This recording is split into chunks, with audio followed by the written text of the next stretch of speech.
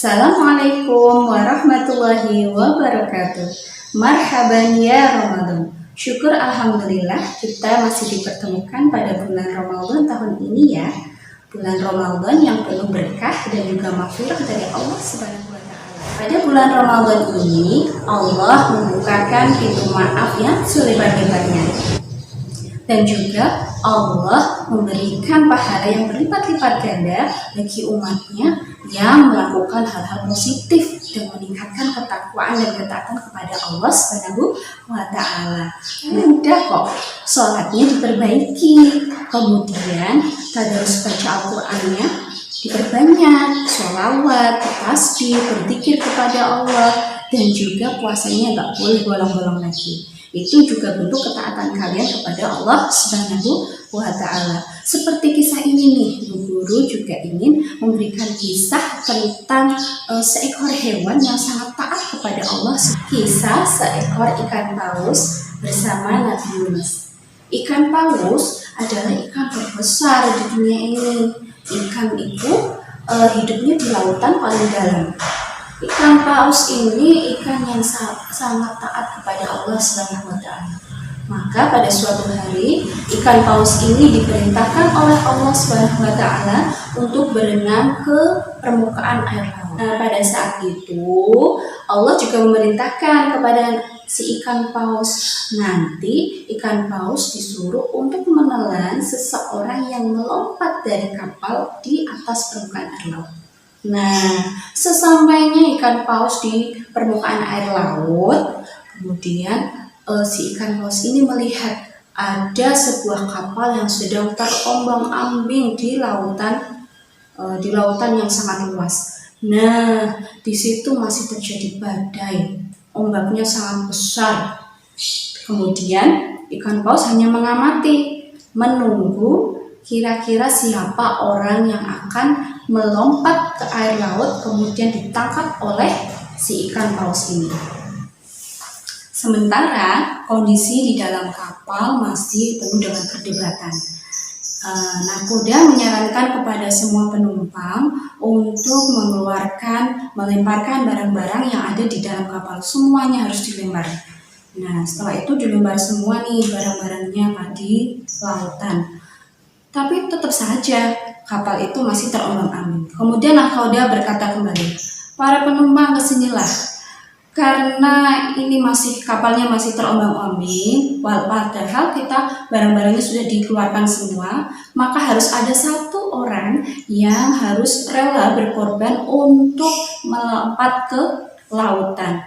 Nah, pada bisik-bisik semua nih, berdebat semuanya. Ada salah satu yang berkata sama si nakodanya, wah, gimana nih kalau kita lompat tidak akan bisa berenang karena ombak di lautan masih sangat besar sekali. Badai pun belum reda. Namun karena kondisinya memang harus seperti itu mendesak, akhirnya nakoda memutuskan untuk memberikan undian. Setelah undian itu dilakukan, ternyata yang mendapatkan undian itu Nabi Yunus. Nah, semua penumpang merasa khawatir, namun Nabi Yunus berkata, saya yang akan melompat ke laut tersebut. Karena beliau merasa bersalah dan menyesal atas kesalahan yang saat itu beliau lakukan. Nabi Yunus merupakan orang yang senantiasa selalu berzikir, bertasbih, dan memohon ampunan kepada Allah setiap waktu. Beliau berada di kapal tersebut karena merasa kecewa kepada kaumnya yang pada saat itu tidak mau menyembah Allah Subhanahu wa taala. Nah, pada saat beliau mendapatkan undian untuk melompat dari kapal tersebut, beliau menerimanya karena beliau merasa bersalah kepada Allah Subhanahu wa taala telah pergi meninggalkan umatnya. Beliau langsung sadar akan kesalahannya, menyesal akan kesalahannya dan berzikir meminta maaf kepada Allah Subhanahu wa taala agar Allah mengampuni dosa-dosanya. Akhirnya beliau pun melompat dari kapal tersebut. Nah, pada saat Nabi Yunus ini lompat dari kapal, ikan paus langsung menelan tubuh dari Nabi Yunus tersebut. Nah, pada saat kejadian tersebut, para penumpang kapal yang melihatnya merasa khawatir, wah gimana itu Nabi Yunus dimakan oleh ikan paus. Tapi jangan khawatir, ternyata ikan paus ini memang diperintahkan oleh Allah Subhanahu wa Ta'ala untuk menyelamatkan Nabi Yunus agar bisa kembali kepada umatnya dengan jalan menelan tubuh Nabi Yunus. Pada saat Nabi Yunus berada di dalam perut paus tersebut, Nabi Yunus selalu memohon ampun kepada Allah Subhanahu wa Ta'ala dan meminta ampunan kepada Allah Subhanahu wa Ta'ala atas kesalahan yang pernah diperbuatnya. Beliau menyesal atas kesalahan yang diperbuatnya. Nah, pada saat itu Nabi Yunus juga berdoa kepada Allah Subhanahu wa Ta'ala.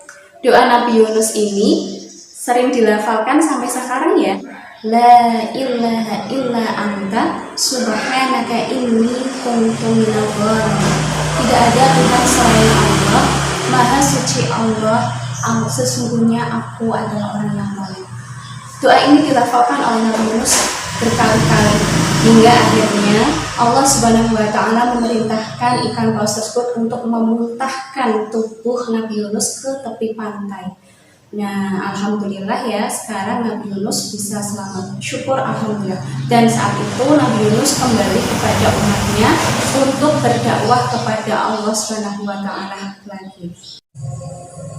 Nah, dari kisah ikan paus dan juga Nabi Yunus ini kita dapat mengambil hikmahnya ya.